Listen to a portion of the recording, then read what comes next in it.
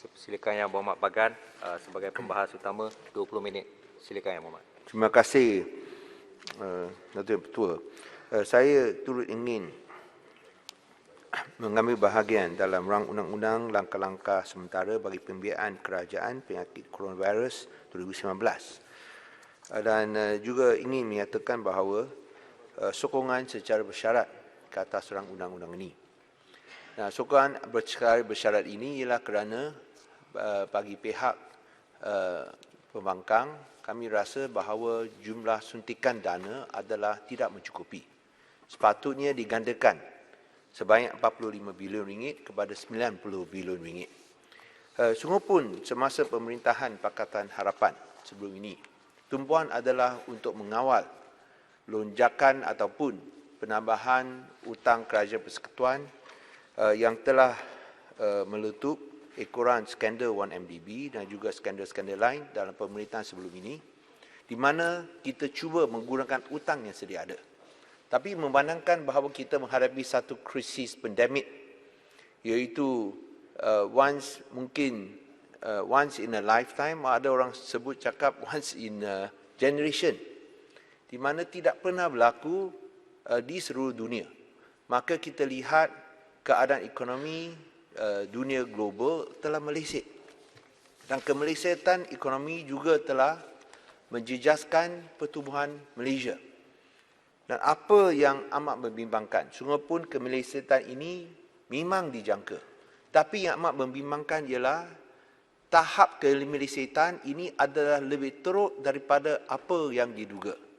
Kalau kita lihat angka-angka yang telah dilaporkan oleh Bank Negara, bahawa kemelesetan ekonomi pada suku kedua adalah sebanyak 17.1%.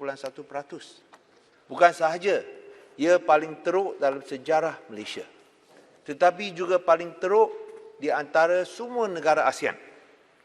Kalau kita lihat untuk suku kedua, Malaysia mencatatkan penurunan ataupun merudum, pertumbuhan merudum sebanyak 17.1%. Berbanding dengan Indonesia 5.3%, Filipina 16.5%, Singapura 13.2%, dan yang baru diumumkan semalam oleh negara Thailand 12.2%.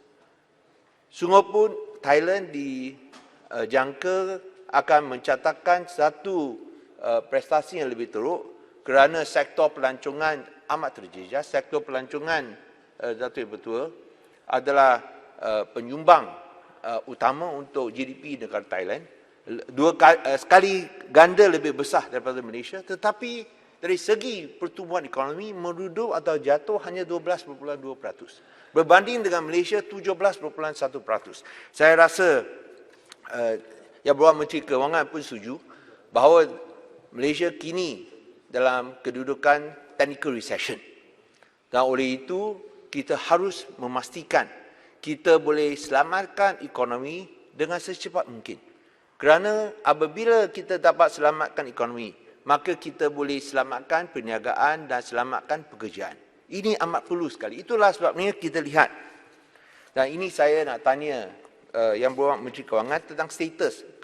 Sungguh pun 45 bilion telah diperuntukkan sebagai suntikan dana.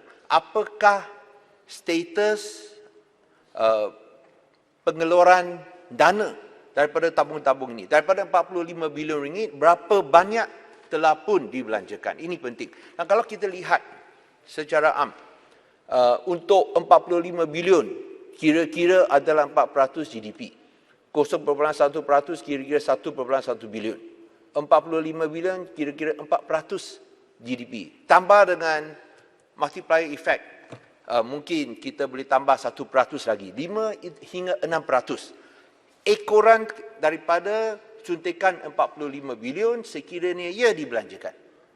So, dengan anggapan bahawa 45 bilion ini telah dibelanjakan, sekiranya tanpa suntikan 45 bilion ringgit ini, maka pengucupan ekonomi mungkin lebih besar daripada 17%, mungkin lebih 20%. Oleh itu adalah amat penting bahawa kita pastikan ekonomi boleh pulih secepat mungkin.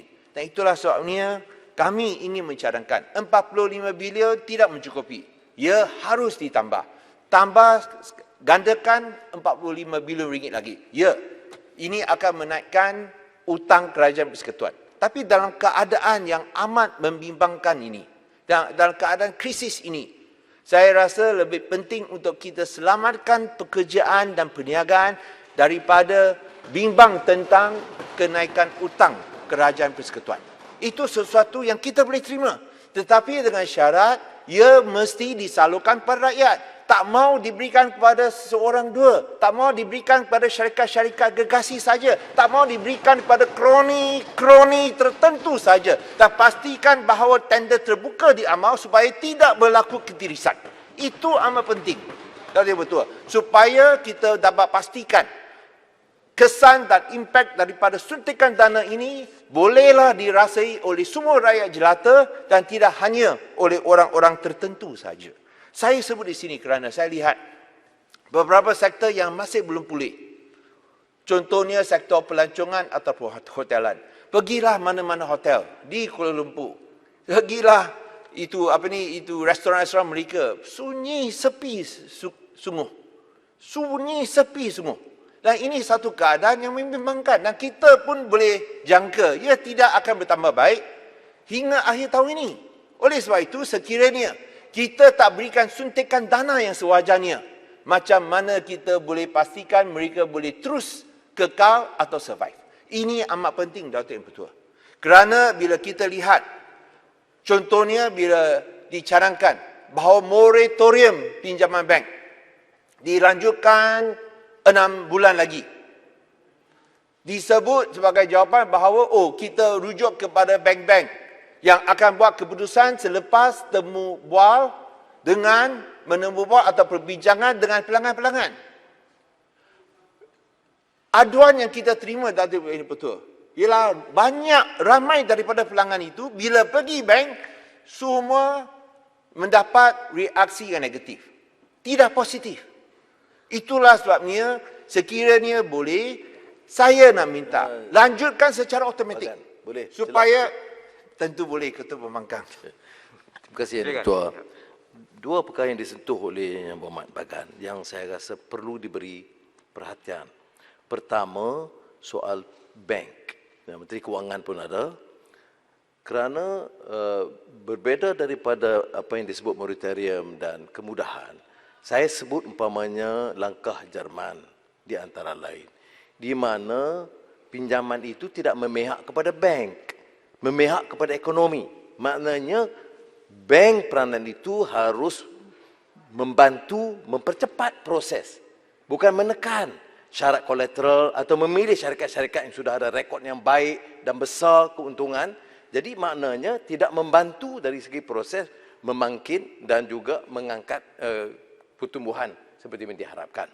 Yang kedua yang disentuh oleh Yang Berhormat tadi tentang jumlah. Kita sentiasa jaga supaya jangan peruntukan itu terlalu tinggi. Tetapi ternyata dengan kemelesetan yang dihadapi oleh negara, pengucupan yang lebih rendah di antara yang paling rendah di ASEAN, dan peruntukan yang sangat terbatas. Ada yang membuat unjuran, Menteri Kewangan mendesahkan sekitar 2% daripada KNK. Ini di antara yang paling rendah. Dia tentunya kita boleh buat perkiraan, nak tambah 5, 3, what is being counted in statistics, can be manipulated. Tetapi dengan izin, tanpa mengira itu, nyata jumlah itu rendah. Kalau kita nak resuscitate ekonomi, peruntukan tu harus lebih tinggi. Kita tak, dalam keadaan sekarang orang tak bercakap soal defisit, tetapi orang fikir soal bagaimana nak tingkatkan semula pembangunan ekonomi. Jadi soalan yang kedua kepada saudara Yang Berhormat Bagan ialah yang ditekankan, apakah munasabah untuk ditambah, dan kalau tidak ditambah, apakah mengikut pandangan Yang Berhormat sebagai mantan Menteri Kewangan juga, harapan untuk mengangkat semula keupayaan ekonomi kita. Ini dua soalan. Terima kasih.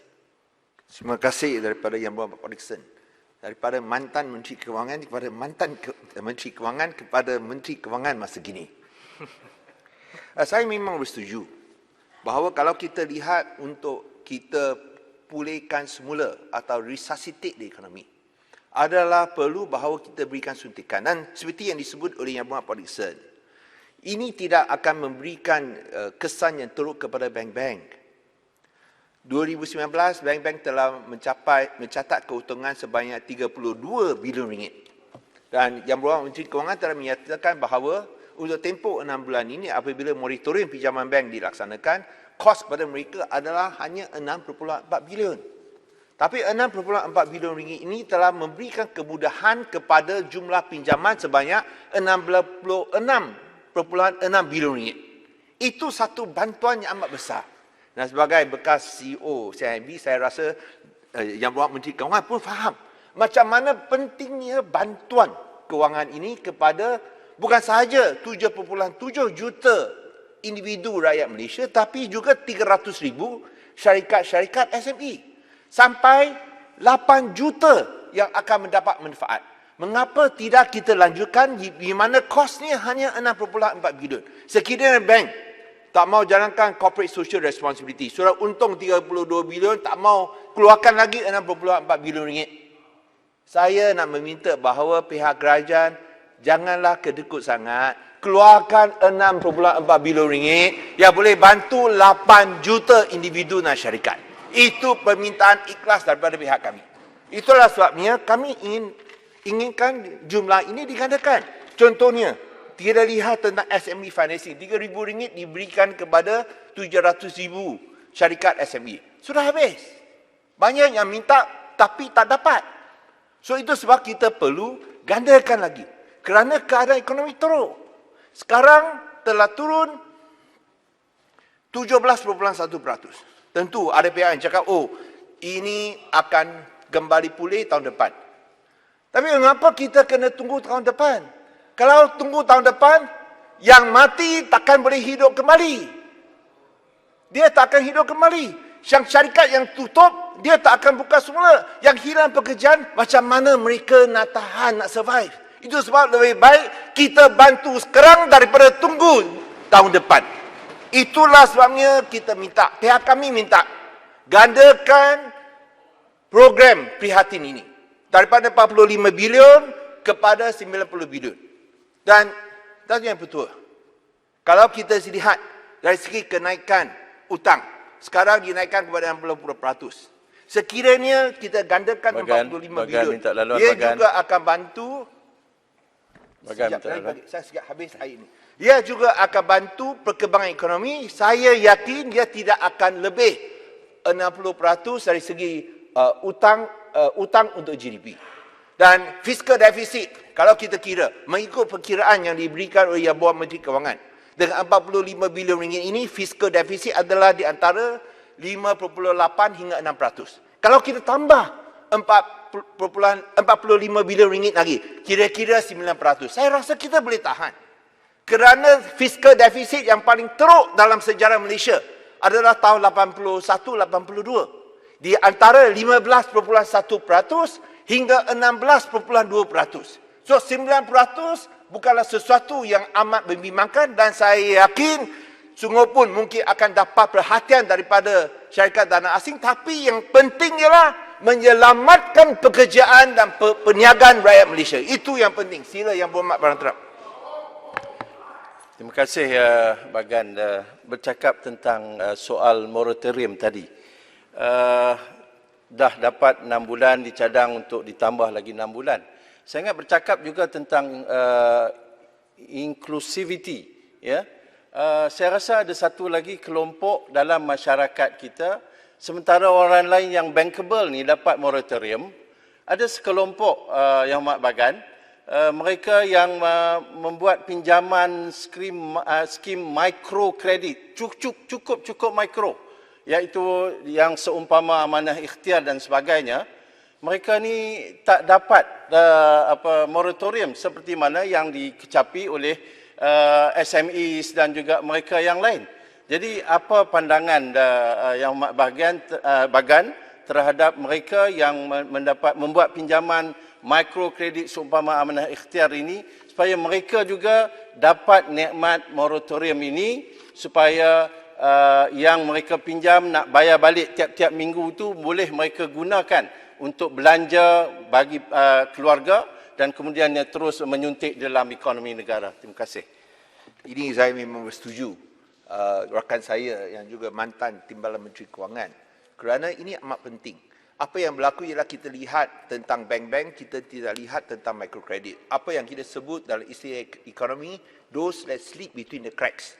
Kita harap bahawa Yang Berhormat Menteri boleh berikan perhatian supaya yang slip between the cracks dengan izin ini boleh diberikan perhatian. Dan saya memang sokong bahawa ini dilanjutkan. Bukan sahaja dilanjutkan, diperluaskan kepada mereka, tapi dilanjutkan sehingga bulan Mac 31 tahun depan. Itu amat penting. Dan saya nak berikan satu angka di sini.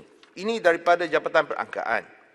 Di mana pada bulan April, 84% daripada pekerja-pekerja di sektor swasta telah mengalami masalah potong gaji.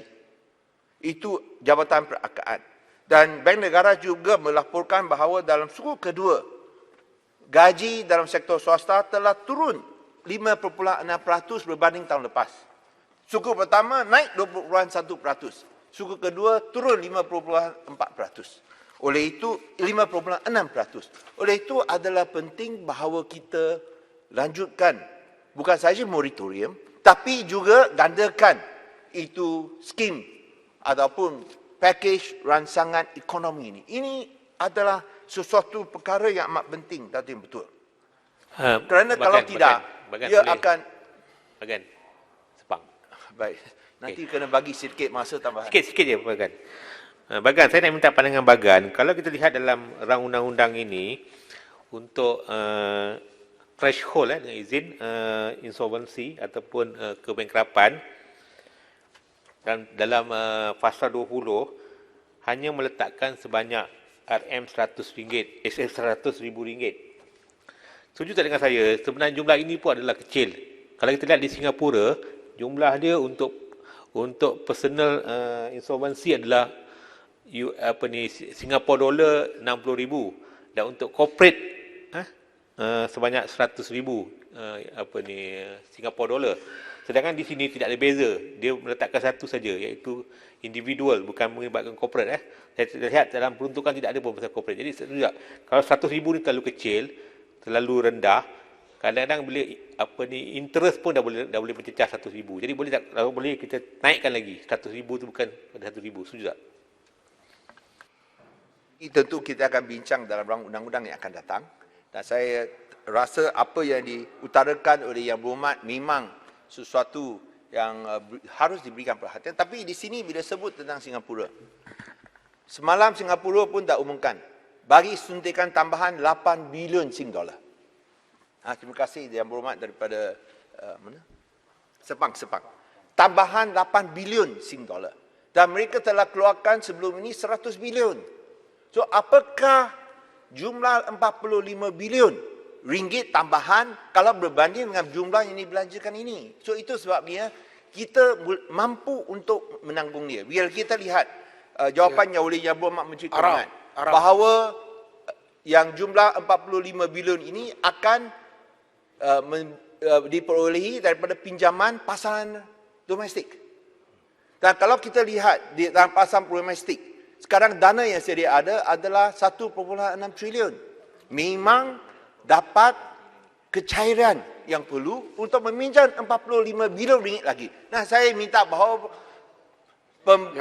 pinjaman ini dibuat supaya kita boleh bantu. Kalau negara-negara lain ada buat tambahan, mengapa tidaknya?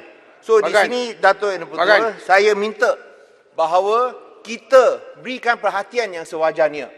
Saya sudah tak ada masa. Boleh tambah 5 minit lagi. Kalau tidak, saya tak cukup masa. Lunch time, Yang Berhormat. 5 minit lagi. Yang lain-lain pun 5 minit lagi. Saya tak dah habis. So di sini saya ingin... Yang Berhormat, apakah Yang Berhormat telah lakukan sedang Januari sampai Februari? COVID sudah menyerang kita. Apa yang kerajaan telah lakukan Januari sampai Februari? Ini saya nak tanya, ada bukan nak tanya saja. Ini